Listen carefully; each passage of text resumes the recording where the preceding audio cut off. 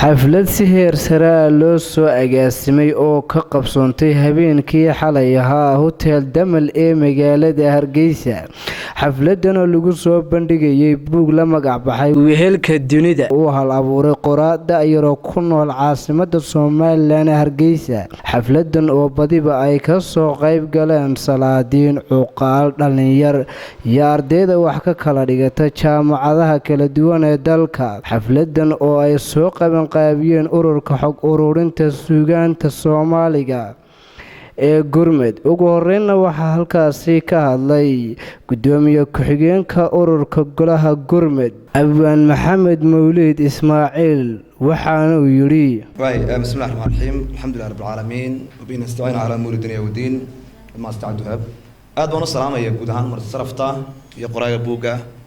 dhalinyarada qoraayada iyo abwaanada ka soo qayb galay كل جور جابنا رجيت جابان هذا الوحيد اللي ورنا يوالي يري هم بنا لا شيء بوجين هالكاي نو يالو إدسوق هنا وين نجا ما ورهان نقطنا ما جنا عستار نقطة ما أشخاص على نقطة أما دولة على نقطة أن أورهان جورمدهان حنقادنا هنا نقول بلا بينات كبوك تيبسني تشعلنا إن لقى بدي يوري بقى صدم بوك ما نورهان قادنا نقول كبوك waxaan aad uga dardaarmayaa asxaabta kale iyo ururada joogaba buugaas inuu noo yaala qoraaga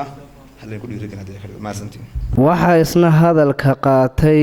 oo ka sheekeeyay maraaxilkii kala duwanaa uu soo maray buugani hal abuurkii qoray buugani Xamse Cabdulaahi Axmed Baqayo. alxamdulilaahi rabbil caalamiin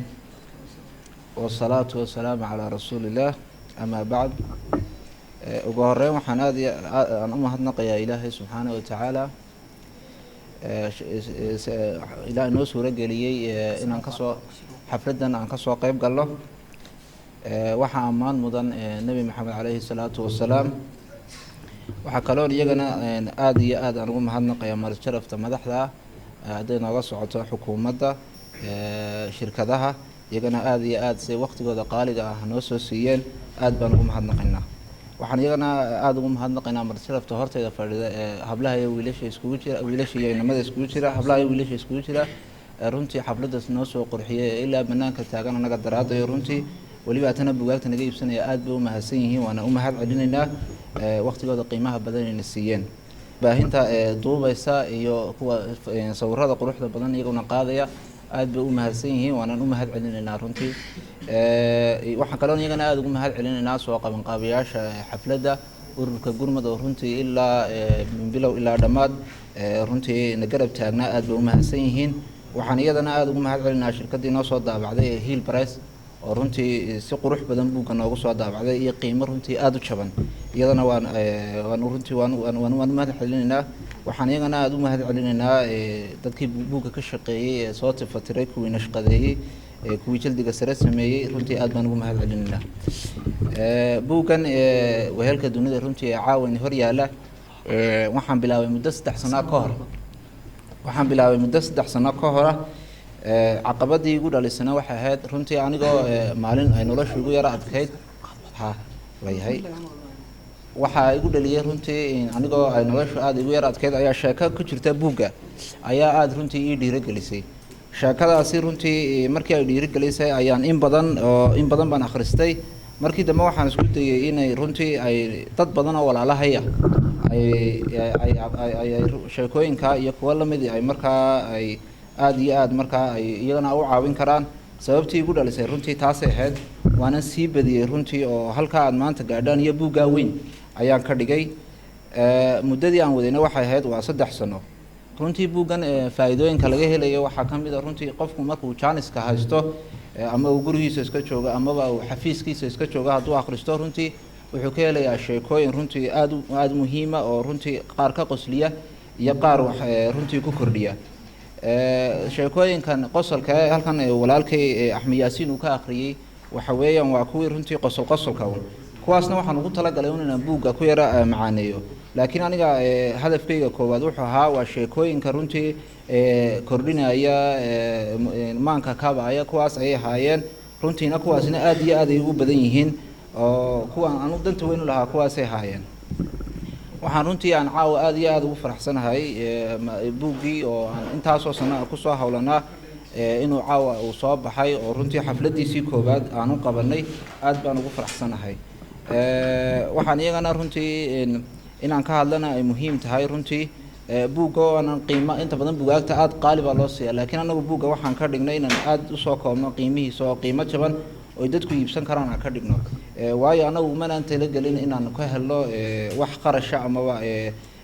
wax dhaqaale inaan ka helo uma talagelin laakiin fikradda ay ugu dhalatay in ayaan jeclaystay dadka walaalahay akhriska jecel inay runtii iyaguna ay la akhristaan taana waa sababta aan uga dhigay qiimo aad u jaban markaa waxaan qof kasta ka codsan lahaa buuggaas inuu iibsado runtii anigu kaalintii aan ku lahaa qoraalnimada waan gutay waxaan aad ugu faraxsanahay inuu ku jiro maanta qacmihiina oo runtii aad adigu idinku wada haysataan markhaatina ka tihiin runtii buuggaas qiimihiisa waxaan kusoo intaa aan kusoo koobaya hadalkayga oon halkan aad uga mahadnaqayaa hooyaday Saare Xasan Ismaaciil Guuleed runtii oo iyaduna ii soo ducaysay haddaanan ducadeeda heli lahayna runtii aanay waxba ii suura galeen aad baa mahadsan waxaa isna hadallo dhiirigelin oo dhinacyo badan taabanaya madashaasi ka soo jeediyey madaxa suuqgeynta shirkadda Superdata Technology mudane xasan mawlid gool waxaana hadalladiisii ka mid ahaa bismillaahi raxmaani raxiim alxamdulilaahi rabbil caalamiin أولاً إلهي ومحمد سكله سبحانه وتعالى إنه كل شيء قابتنا إنه عافمات قبنا مرلبات كواحد سلام يا دمان كسوق يبقى عاوة ديار كون نقضي إنه يوجه ليان كسوق يبقى كوجي يدير تو دا قراءة ديار حمزة عبد الله أحمد واحد سلام يا مدحض الدل كعيد نقلت شوك توجه الرئيو agaasimaha guud ee wasaaradda tiknoolajiyadda waxaan salaamayaa runtii Hilbres oo buuggan qoraaga u soo saartay waxaan salaamayaa oo mahadnaqayaa ka soo qaybgalayaasha dhalinyarada rag iyo dumar bay iskugu jira dhamaantiin waxaan ku salaamayaa salaanta islaamka salaamu alaykum wa rahmatullahi ta'ala wa barakaatuh haddaanu nahay shirkadda Super Group of Company oo iskugu jirta qaybta tiknoolajiyadda caanka ee Superdata Technology iyo qaybta furniture-ka ee Super Furniture oo iibisa alaabta guryaha iyo alaabta xafiisyada runtii sharaf weyn bay noo tahay inaanu dhalinta kala soo qayb galno barnaamij kasta oo horumarineed oo ay ku cabirayaan afkaartooda ay ku cabirayaan aqoontooda waxaan naga go'aan oo mudnaanteeda koobaada inaanu dhalinta dhiirigelino oonu intii aanu Jaanis heli karno kala soo qayb galna barnaamij kastoo dhiirigelineed runtii kadis bay igu ahayd oo xilligii la ii keenay invitation-ka uu dambeeyay oo xafiiskanu ku soo horeeyay laakiin haddana waxaanu go'aansanay inaanu ka soo qayb galno ujeedadan uga soo qayb galaynaana waa dhiirigelin maadaama dhalintu ay u baahan tahay dhiirigelin ay u baahan tahay in la garab istaago umadeenu yani bulshadeenu oral society afkaynu wax ku gudbinaa laakiin aqoontii qoran in la helo oo waliba Soomaaliga runtii waa arrin aad iyo aad u muhiim ah buugga anigu kontekskiisa amba tusmadiisa ayaan soo eegay runtii waa buug ay ka muuqato farshaxan akhlaaq mid diineed iyo mid maadiba iskugu jira wax badan laga faa'iideeyo runtii caawa hiilka uu inooga baahan yahay qoraaga amba walaalkeen waxa weeye dhiirigelinta iyo ka soo qaybgalka marka laga tago nin walba wuxuu awooday inuu buug iibsado taas abnaanta koobaada dhiirigelinaysa ka shirkad ahaan anagu waxaanu qaadan doonaa 20 buug insha Allah 10 buug anaga qaadan doona 10 buugna insha Allah waxaanu ugu deeqi doonaa cidda aan Janiska u helin waqtigan xaadirka inay iibsadaan aad u wada mahadsantiin salaamu alaykum wa rahmatullahi ta'ala wa barakaatuh ugu dambeynna madashaasi waxa hadallo dhiirigelin ah ku soo gabagabeeyay agaasimaha guud ee wasaaradda tiknoolajiyadda iyo isgaarsiinta Somaliland Cali Cabdullaahi Daahir waxaanu yiri bismillaahir rahmaanir rahiim salaatu wasalaamu ala sayyidina nabiyina Muhammad sallallahu alayhi wasallam dhamaan marti sharafta waan salaamayaa qoraaga iyo shirkadaha iyo dhamaan dadweynaha dhalinyarada halkan ka soo qayb galay السلام عليكم ورحمة الله وبركاته kolley waa dee madal aqooneed waxa weeye aqoon baynu ku haynaa waana sida la sheegay dee hadalladii u dambeeyey oo nuxurkeedii hadallada waa la yidhi buuggan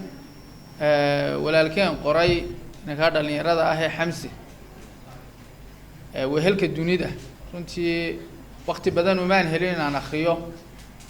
laakiin waxaynu maqli jirnay maskaxdii dunidoo malaasan soo ma maskaxdii dunidoo malaasan macnaha waa heesihii xagga aqoonta markay laga hadlayo macnaha aqoontu waa maskaxdaa malaasan weeye walaalkeenna wuxuu qoray buug ah wehelkii dunida macnaha waxa weeye adduunkii oo dhan baad wehel ka dhigatay waa xikamkii dunida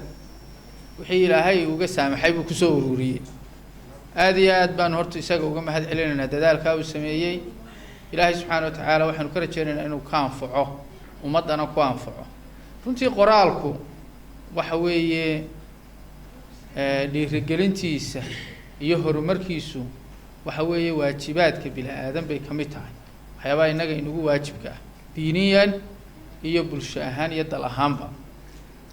qoraalku wuxuu ka mid yahay waxyaabaha kobciya aqoonta bulshada dal walba aqoontiisa heerkay gaadhsiisan tahay waxaa lagu qiimeeyaa inta qoraaladoodu gaadhsiisan yihiin inta maktabadooday leeyihiin inta buugay soo saaraan dalba dalku ka maktabadaha qadiimsan yihi iminka masar iyo markaad eegto dalalka carabta dee waxa weeye maktabadahooda waxaad ka soo helaysaa intaasoo aqoon-yahan oo intaasoo kutubo kala duwan qoray macnaheeda halkaa waxaad ka dheehan kartaa markiiba inay ka turjumayso aqoonta bulshada dadkaa ku nool innaga soomaali ahaan marka la eegayo dad waxaynu ahayn oral society markaa waxba ma qorno alxamdulilah iminka haddii dee aynu bilownay inaynu wax qorno in la dhiirigeliyaa waa waajib in la gacan qabtaana waa waajib dhallinyarada runtii iminka bilowda qoraalada xamse ka mid yahayna aada iyo aad baan uga mahad celinaynaa runtii waa waajib in lagu dhiirigeliyo dhallinyarada kalena waxaan leeyahay han la ysku dayo qoraalku buug buu ka bilaabmaa qof kasta oo qoraayaho adduunka maalin unbuu bilaabo qalinkii buugga qaatay buugga waxaa laga yaabaa intaasoo jeer oo dambe in dib loo qoro in dib loo daabaco in dib loo kordhiyo in wax laga bedelo laakiin waxa weeye wuu hadhaya ummadna waxa u hadhan wixii la qoro qofka aqoontiisa iyo waayo aragnimadiisa iyo xikamkiisa intuu qora unbaa ka xaasila haddaad canjalad wax ku qabato waxba ma tarta canjaladu dad ani wuxuu doonaba ha noqdo miidiyahal wax lagu rinkoor gareeyaa wuxuu doonaba ha noqdo wixii codi ma waaro laakiin wixii qalinaa waara marka waxa weeye in la dhiirigeliyaa waa waajib in las dhinac taagaana waa waajib dhallinyarada wuxun baan odhan lahaa runtii yaan laga caajisin buug iyo 2 toonna yaan lagu caajisin haddii buugga aad qorto ay ka timaado criticize in lagu yidhaaho waxaasaad ilowday halkaasaad ka tagtay iminka hadda waan soo akriyay somehow haddaan eega uu negative sideska oon idhaho wallahi haddaad jaldiga caddayn lahayd dad halkaa caynkaa ka dhigi lahayd de waad niyad jebisay weeye waxa weeyaan at least waxaan ka gaabiyey buu qabto qofka wax qoray wuxuu doonaba ha noqdo kullu bini aadam khadaa qof walibana wuu khaldamaya laakiin qoraalku waa la saxaa waa la bedelaa waxbaa lagu kordhiyaa walaalkeenna waxaan leeyahay halkaa ha kaga hadhin sii wad qisaska iyo xikamka adduunkana waxa weeye sheekooyinka ku jira ee qaarkood laynoo taabtay waxaa loo keenaya qofku ma aha uun inuu isku madadaaliyo laakiin maxaa ku duugan weeye maxaad kala baxaysaa weeye laysan laynin baa la yidhaayo sheekadaa maxaan ka baranaya maxaan ka qaadanaya marka maxsuulku waxa weeye inkastoonu qoraalku idiin sheegin adigu sharaxo weeye wixii aad kala baxayso runtii aada iyo aad buu mudan yahay in la garab istaago waan ku dhiirigelinayaa haddaan xabad ka soo qaato si yaro dulmarabaan saasha u yaro mariyo waxtarka iyo qiimuhu isma laha ciwaana baan ana shayga qiimihiisa iyo waxtarkiisu maaha inaad shaygaas waa qaali marka waxtarkiisu uu badan yahay maaha waxaa laga yaaba in opposite side-ku uu sax noqdo markaa nin baa wuxuu soo iibsaday maqasyeerbad buu soo iibsaday dabeetana gurigiisii markuu yimid buu maqaskii wixii alaabtiisii oo dhan dharkiisii oo dhan buu ku googooyey wuu kidfay markuu arkay maqaskii inuu dharkiiba waxa ka googooyay buu dee arkay inaanu ahayn wax taraya irbadii buu soo qaaday wuu ku tolay wixii uu googooyo dhan ba irbadina dib u soo celisay maqaska lacag qaaliya laga siiyay marka la eego deemka irbadii maqas adigu hadda dukaanka tagto waxa weeye waa isku istixlaamayaan oo isku afarlaamayaan oo ka sii badan yihiin dabeetana maqaskiina wuu jajabiyay irbadiina wuu kaydsaday inankiisii baa weydiiyo markaasoo la socday oo yidhi bahalkii lacagta badan laynaga soo siiyaa maxaad saa ugu gashay wuxuu ku yidhi maqasku waxbuu qaybiyaa wuu googooyaa irbaduna waxba ma qaybisee waxbay isku keentaa way midaysaa macnaheedu waa maxay waxa weeye bilaa aadanka waxaa jira qof u samaysan inuu wuxuu kala kaxeeyo inuu wuxuu qaribo adigu saaxiibada midna waa mid xumaanta uu sheegaya noloshaada unbuu sii kala kaxaynaya midna noloshaada ayuu isku keenaya noloshaada ayuu kuu soo ururinaya dhinaca doontaba ka eego waxa weeye macnuhu waxa weeye wax la yidhaha construction iyo wax la yidhaha destruction baa jira dumiye iyo dhisaa jira waa sunankay ka mid tahay marka adigu dumiyaha ha qaadane weligaa allaha wax kaa duminaya ee kaasii qaybinaya ee barhkaa la hadhaya ha qaadane waxa wax ku dhamaystiraya qaado kolley nuxur ahaan saasun bay noqonaysaa waa iska waqti dambe aad iyo aad baa mahadsan tihiin runtii ururka soo abaabulay gurmad waxaan filayaa inuu u gurmanayo qoraalkii magacu sheegayo inoo sheegay walaalkeenna inay dee ka shaqeeyaan horumarinta suugaanta iyo qoraalka iyo waxyaabaha runtii aad iyo aad baan usoo dhaweynayaa inkastoo degdeg igu ahayd annagu ka wasaarad ahaana insha allahu tacaala 15 buug baanu qaadan doonaa hadii ilaahay idmo waananu garab istaagi doonaa wixii dambana insha allah aad iyo aad baa mahadsantihiin wasalaamu calaykum waraxmatullahi waa cabdikariin ciise cabdulaahi cabdikariin istaji warbaahinta madaxa bannaana VOS News magaalada Hargeysa.